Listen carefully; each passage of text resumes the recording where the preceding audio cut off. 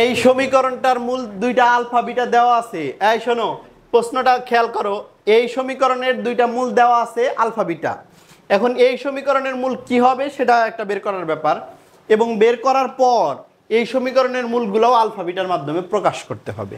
মানে এই সমীকরণের মূল আলফা বিটা দেওয়াই আছে, আর এই সমীকরণের মূল দুইটা যেটা বের হবে সেটাকে আলফা বিটার মাধ্যমে প্রকাশ করতে হবে।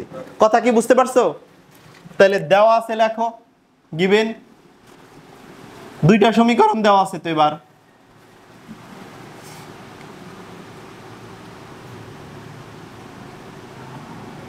এখন বলছে যে 1 নং সমীকরণের মূল দ্বয় আলফা বিটা দেওয়া আছে। তাহলে 1 নং সমীকরণের, এটা 1 নং ধরো, এটা 2 নং ধরো। লেখো 1 নং সমীকরণের মূল দুইটি আলফা বিটা হলে, তাহলে 1 নং সমীকরণের মূল দুইটি যদি আলফা বিটা হয় তাহলে আমরা কি লিখতে পারি? মূলদ্বয়ের যোগফল মাইনাস বি বাই এ, মূলদ্বয়ের গুণফল সি বাই এ।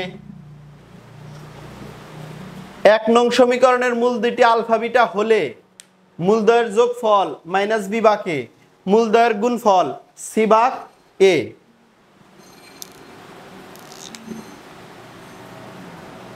এই সম্পর্কটা জানি। আবার 2 নং সমীকরণ 2 নং হতে পাই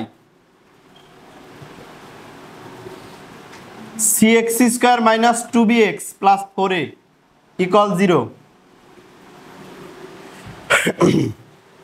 একটা সমীকরণের উভয় পক্ষকে কোনো কিছু দ্বারা গুণ করলে অথবা কোনো কিছু দ্বারা ভাগ করলে মানের কি কোনো চেঞ্জ হয়? তুমি কি এই কথা বলার উদ্দেশ্য বুঝছো?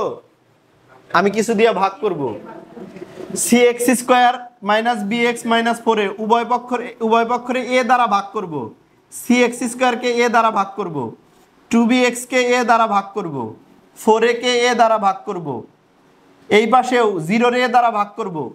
ভাগ করলে তো 0ই। আচ্ছা, এবার দেখো c বাকে আছে না, x স্কয়ারের সাথে c বাকে আছে না? এই যে দেখো c বাকের মান আছে না আলফা বিটা। তাহলে আমি এইভাবে লিখতে পারি কিনা, আলফা বিটা এক্স স্কয়ার। আবার দেখো এই যে বি বাকে আছে, তার আগে মাইনাস আছে, তাহলে একবারে মাইনাস ইন্টু বি বাকে, একেবারে মাইনাস ইন্টু বি বাক এর মান যদি বসাই তাহলে কি আসে? তাহলে আলফা প্লাস বিটা আসে। 2 কি গেছে গা? 2 কিন্তু রয়ে গেছে, এক্স এক্সও আছে, এ আর এ কাটা জাস্ট 4 থাকে। এখন এই 2x দ্বারা গুণ করে দাও, alpha beta x square plus 2 alpha x plus 2 beta x plus 4 equal 0। এইবার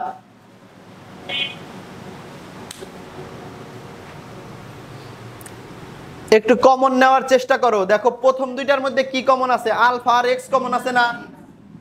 আলফা আর এক্স যদি কমন নাও তাহলে থাকে কি? বিটা এক্স থাকে। আলফা আর এক্স কমন নিলে 2 থাকে। পরের দুইটা থেকে 2 যদি কমন নাও তাহলে বিটা এক্স প্লাস 2 থাকে। কথা বুঝছো না ভেজাল আছে? Okay fine. তাহলে এইবার দেখো এই যে প্লাসের আগে এবং পরে দুই জায়গায় বিটা এক্স প্লাস 2 আছে না? বিটা এক্স প্লাস 2 কমন নিবা, তাহলে কি থাকে? আলফা এক্স প্লাস 2 থাকে। এইবার ছোটবেলার মতো হয় অথবা লিখবা। তাহলে এক্স এর মান কত এখান থেকে? -2 বাই বিটা, অথবা আলফা এক্স প্লাস 2 ইকুয়াল 0। সুতরাং এক্স ইজ ইকুয়াল টু কত? -2 বাই আলফা। বুঝতে পারছো সবাই?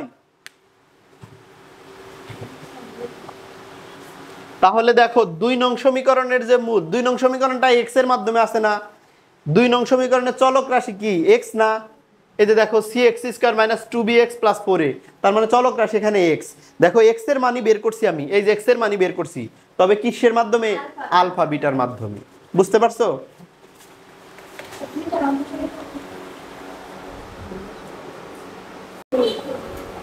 8 এর 2 তাহলে করে নিয়ে আসবা, ঠিক আছে? একেবারে ওইটার মতোই ওটাই বইলা দিছে মূল দুইটা আলফা বিটার মাধ্যমে প্রকাশ করো, এখানে বলছে মূল দুইটা আলফা বিটার মাধ্যমে প্রকাশ করো। ঠিক আছে, সেম।